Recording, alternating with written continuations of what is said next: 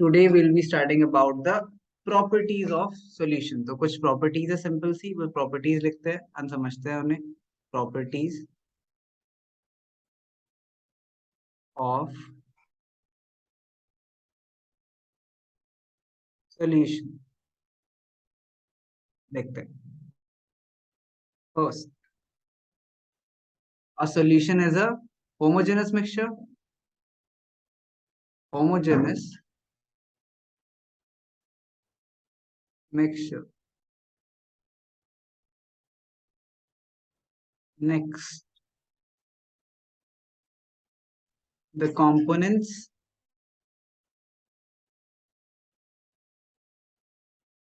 of solution do not react with each other. जो हमने दोनों ही चीजें डेफिनेशन में लिखी थी हमने, do not react with each other.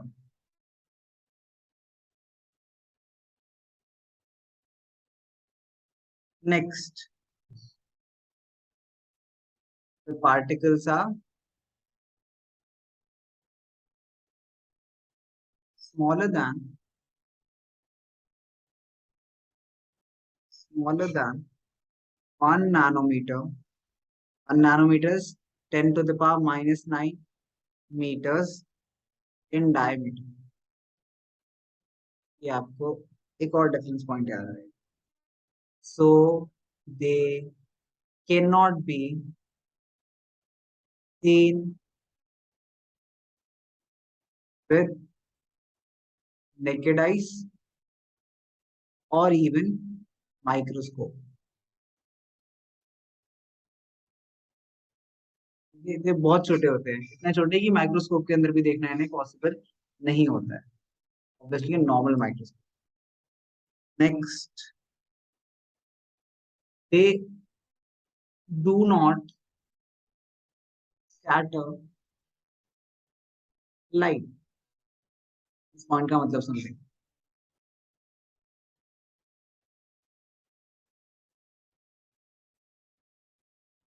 सो देखते हैं, स्कैटरिंग ऑफ लाइट मतलब होता है कि मान लो हमारे पास एक बीकर है, ये एम्प्टी है। पहले एम्प्टी का एग्जांपल लेते हैं। अगर ये एम्प्टी है तो क्या होगा, लाइट रेज आएंगी एंड इसके थ्रू पास चली चली जाएंगी, कोई भी प्रॉब्लम नहीं होगी, है ना, नॉर्मल, कोई भी प्रॉब्लम नहीं होगी। मान लेते हैं अगर हम इसी सेम बीकर को फिल कर देते हैं किसी लिक्विड से जो कि लाइट स्कैटर करता है, ठीक है। मान लेते हैं सस्पेंशन है, अभी हम पढ़ेंगे थोड़ी देर बाद सस्पेंशन क्या होता है। तो मान लेते हैं हमारे पास एक सस्पेंशन है। सस्पेंशन के थ्रू जब हम लाइट रेज पास करेंगे तो कुछ लाइट रेज क्या होंगी, अंदर स्कैटर हो जाएंगी। स्कैटर होना मतलब डिफ्लेक्ट हो जाएंगी, जिसकी वजह से लाइट का पाथ हमें दिखने लगेगा, लाइट का पाथ दिखने लगेगा। इसीलिए हम उसे बोलेंगे स्कैटरिंग ऑफ लाइट। स्कैटरिंग तो मतलब क्या ये होता टिंडल इफेक्ट है। है, not exactly, this is not Tyndall effect. Scattering of light का मतलब होता है कि लाइट डिफरेंट डिफरेंट डायरेक्शन में, स्कैटर का मतलब क्या होता है, डिफरेंट डायरेक्शन में मूव करना, ठीक है। स्कैटर हो गई, कोई चीज बिखर गई, तो लाइट अगर बिखर जाती है उसे हम बोलते हैं स्कैटरिंग ऑफ लाइट।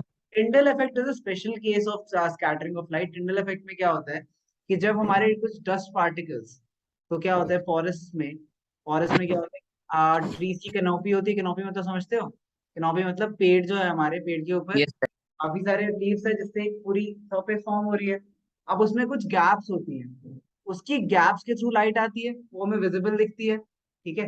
वो क्यों होता है, बिकॉज जनरली फॉरेस्ट में मिस्ट होती है, ठीक है। वो मिस्ट की वजह से, mist acts as a it's acts as a suspension और अ कोलॉइड, जिसकी वजह से स्कैटरिंग पॉसिबल होती है। सेम चीज जब हम अगर हमारे रूम में कहीं से बहुत सिर्फ और सिर्फ एक लाइट आ रही हो, सॉरी, सिर्फ एक बीम ऑफ लाइट आ रही है, तो विजिबल क्यों होती है, बिकॉज डस्ट पार्टिकल्स की वजह से, ठीक है। सो डस्ट पार्टिकल्स विजिबल होते हैं, इसलिए हमें लगता है स्कैटरिंग ऑफ लाइट, ठीक है। These are suspension. Normal cases में, जैसे नॉर्मल केस में तो हमें लाइट की बीम नहीं दिखती है, क्यों, क्योंकि नॉर्मल केसेस में एयर है, एयर तो सोल्यूशन है, सोल्यूशन में क्या होगी, दे डू नॉट स्कैटर, ठीक है। स्कैटरिंग ऑफ लाइट किस में होगी, सिर्फ और सिर्फ सस्पेंशन में या कोलॉइड्स, ठीक है। नेक्स्ट कर, आप बना सकते हो, like this is example for scattering. Next we have particles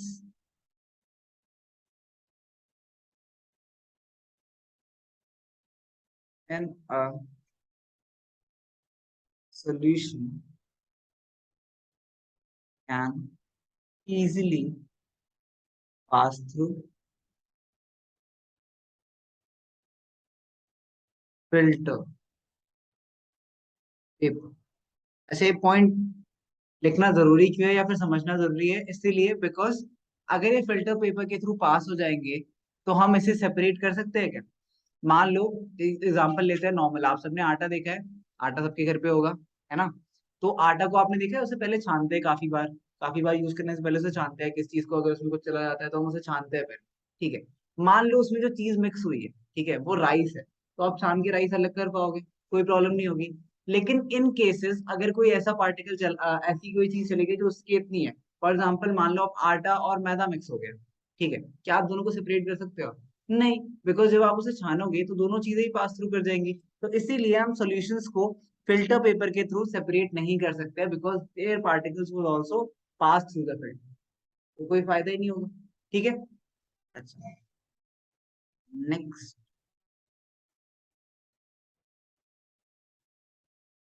it is stable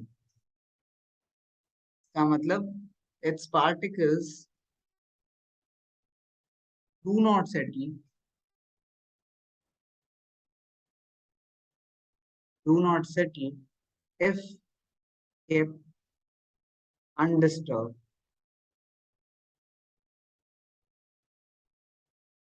for a while। तो ऐसा नहीं होगा अगर हम किसी सॉल्यूशन को छोड़ दे काफी देर के लिए, तो उसके जो पार्टिकल्स है वो नीचे सेटल हो जाएंगे, they will continue to be in the solution, और वो कभी भी सेटल डाउन नहीं होंगे।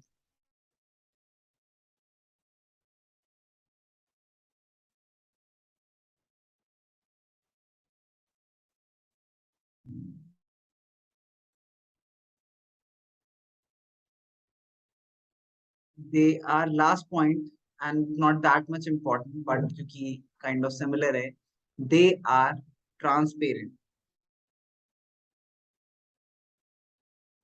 तो देखो, लाइट स्कैटर नहीं करते हो, लाइट स्कैटर नहीं करते मतलब लाइट उनके थ्रू इजीली पास थ्रू कर सकती है। अगर किसी चीज के through light easily pass through कर सकती है मतलब वो ट्रांसपेरेंट होगा, है ना?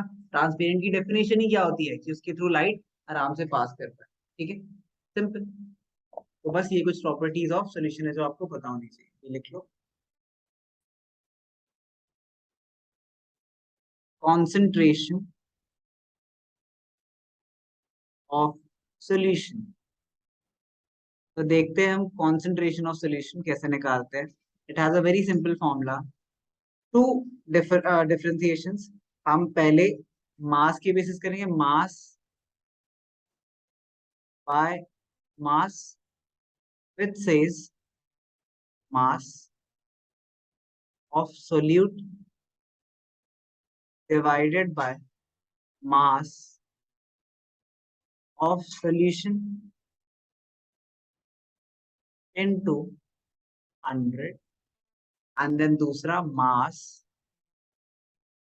Bye volume which is mass of solute divided by mass of, sorry, volume of,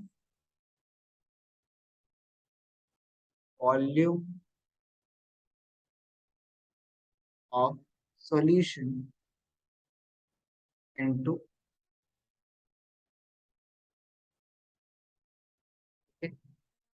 अच्छा, this is nothing but same as अगर mass of solute divided by, अगर आपको solvent और solute दोनों का मास दे रखा है बट solution का मास नहीं दे रखा, तो नीचे क्या आ जाएगा, mass of solvent plus mass of solute into, तो वैसे मास ऑफ सॉल्यूशन होता ही क्या है, इन दोनों का मास ऐड कर देंगे हम तो सॉल्यूशन का मास आ गया। बट कंफ्यूजन ना हो इसलिए दोनों फॉर्मूले याद रखना जिससे आप कभी इसमें कंफ्यूज, ये मास बाय मास कॉन्सेंट्रेशन हो गई, ये मास बाय वॉल्यूम हो गई, डिपेंडिंग अपॉन आपको क्या देना, ठीक है?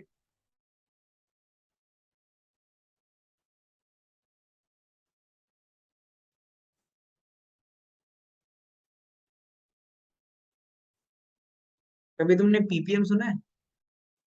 ना, this is a little extra. Ppm सुना है किसी ने? कभी नहीं? Yes sir. कहाँ सुना है?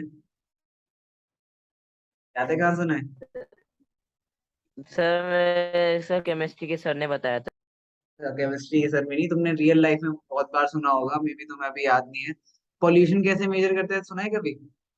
पॉल्यूशन का लेवल पीपीएम में मेजर होता है, काफी चीजें पीपीएम में मेजर होती है, ठीक है। तो this is particles, ppm is also concentration, ठीक है। कॉन्सेंट्रेशन निकालने का ही तरीका है, बट फॉर्मूला क्या हो जाता है? फॉर एग्जाम्पल मास की बात करेंगे, मास के केस में तो formula would become mass of solute divide by mass of solvent into 10⁶ हो जाएगा, ठीक है। 10⁶, बिकॉज पीपीएम बहुत छोटी, बहुत डाइल्यूट सॉल्यूशंस को मेजर करने के लिए होता है, ठीक है। फॉर एग्जांपल पॉल्यूशन का जो लेवल है, पॉल्यूशन के पार्टिकल्स है, कार्बन डाइऑक्साइड के particles, compare in comparison to और सारे पार्टिकल्स बहुत कम है। ये पॉल्यूटेंट्स जो है वो बहुत कम है। तो पीपीएम से भी हम मेजर करते हैं, वो क्यों कम कर रहे हैं? बिकॉज हमें पता है वो उसकी कॉन्सेंट्रेशन बहुत कम है। अगर बहुत कम कॉन्सेंट्रेशन है और मैं सिर्फ 100 से मल्टीप्लाई करूंगा, ठीक है, मान लेते हैं जो हमारा मास ऑफ सोल्यूट है, बहुत सिंपल एग्जांपल लेंगे, मास ऑफ सोल्यूट 1 ग्राम है, एंड जो मास ऑफ सोल्यूशन है वो 10,000 ग्राम। तो ये तो 0.0001 आ गया, नेग्लेजिबल हो जाएगा काफी सारी जगह, मेजर ही नहीं करेंगे इसे। वही अगर हम इसे इंटू 10⁶ मल्टीप्लाई कर देंगे तो ये कितना हो जाएगा? ये चार जीरो चले गए तो ये 100 हो गया। Now it is a much more measurable term, तो इसलिए हम ये यूज करते हैं। Again this is not a part of your course, but something you should know, because ppm बहुत यूज होता है, बहुत जगह देखोगे, you might notice it in future. Ppm, आपकी आवाज बहुत कट रही है। वॉल्यूम भी से जैसे मास का निकाला है वैसे ही वॉल्यूम का भी सेम होगा, volume of solute by volume of solvent into 10⁻⁴। Again you do not necessarily need this, आपके कोर्स में सिर्फ ये था, ओके। ये लिख लो, ये सॉल्यूशन होगा, नॉट सॉल्वेंट।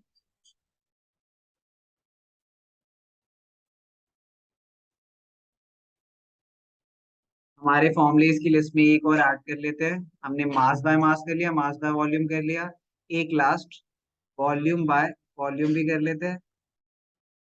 लॉजिकल फॉर्मूला क्या होगा? Volume of solute divide by volume of solution into, ये तो सब। आंसर आ रहा है 11.1। Yes, so solution contains 40 gram of common salt, so we have common salt 40 gram, and 320 gram of water, so water है 320 ग्राम। Quantity के हिसाब से ये क्या होगा? Solute, and then more one is solvent. याद रखना है हमेशा, जो कम वाला होता है वो क्या होता है? सोल्यूट, जो ज्यादा वो solvent. Now calculate the concentration, तो concentration is equals to mass of, पूरा फॉर्मूला लिखेंगे, solute divided by mass of solution into 100, so we have 40 divided by 320 plus 40। अब मास ऑफ सोल्यूशन के लिए हमें इन दोनों का मास ऐड करना पड़ेगा ना, so 320 plus 40 into 100, we have 40 divided by 360 into 100, have 4149 100 by 9, which is equals to 11.1, मतलब एक पॉइंट तक छोड़ो, दो पॉइंट तक छोड़ो, फर्क नहीं पड़ता, 11.1%। हमेशा किस में लिखना है? Percentage. 11.1% mass percentage of the solution. देखो स्पेसिफिकली क्या बोला है, मास बाय मास। वैसे ही वॉल्यूम तो तीन ही थे, हम निकाल ही मास बाय मास सकते थे, और कुछ तो निकाल नहीं सकते, है ना? ठीक है, वो भी सही है, ठीक है, bye। ये लिख लो।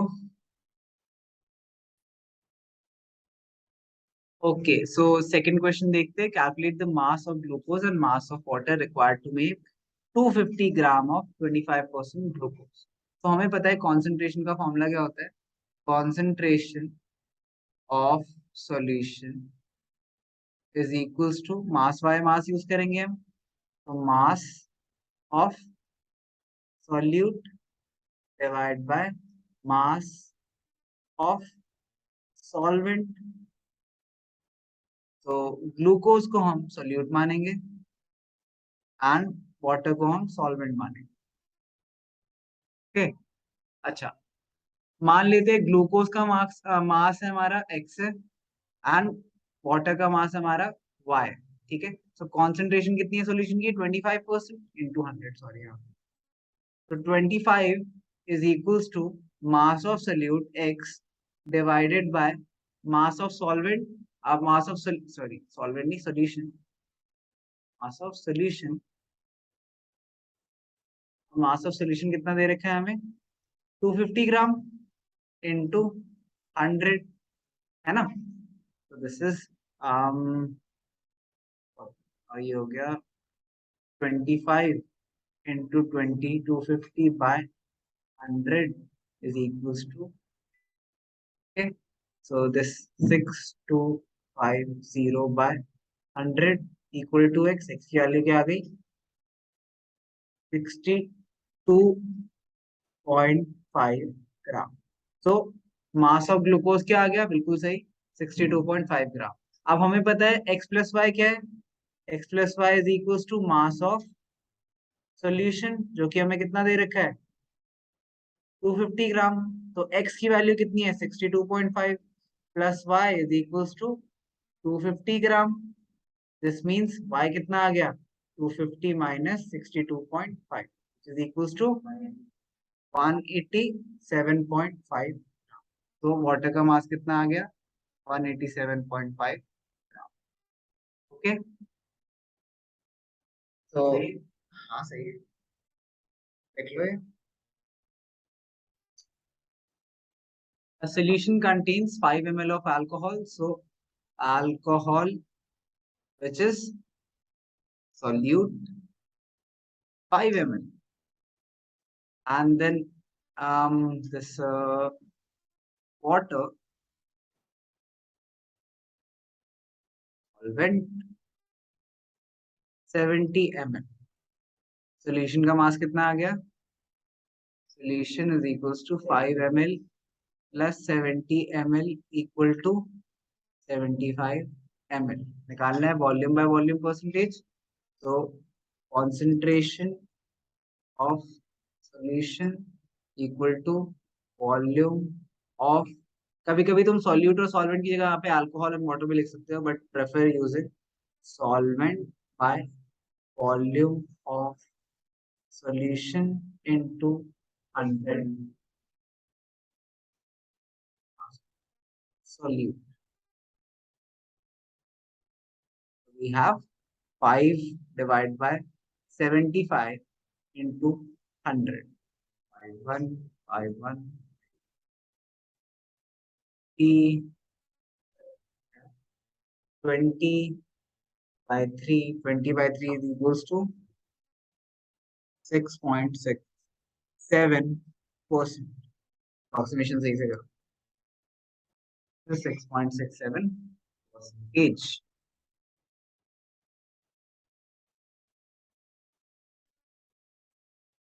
So unsaturated solutions are the solutions that can dissolve in more solute at a given temperature। Temperature change करने से क्योंकि solubility में difference आता है।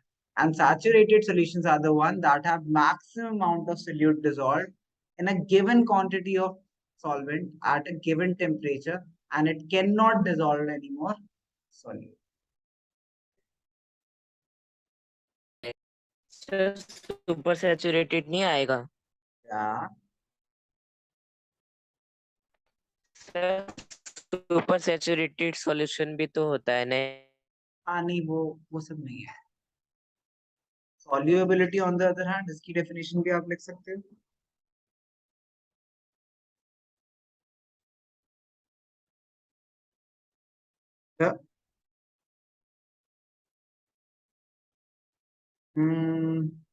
maximum amount of solute in grams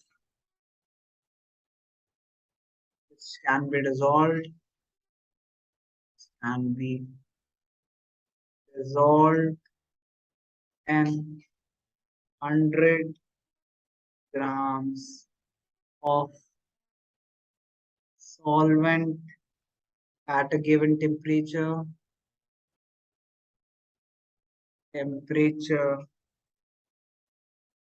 comma saturated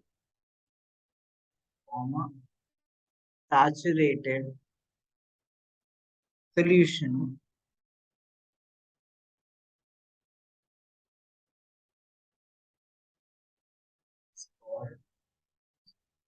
ये solubility किसकी होगी ऑफ सॉल्वेंट याद रखना जो भी हमारे सोल्यूशन में सॉल्वेंट है उसकी solubility क्या होगी the maximum amount of solute that can be added in grams solute in that मतलब अगर हमारा अल्कोहल इन वाटर वाला एग्जांपल लिया था हमने तो solubility of alcohol in water ऐसे बोला जाएगा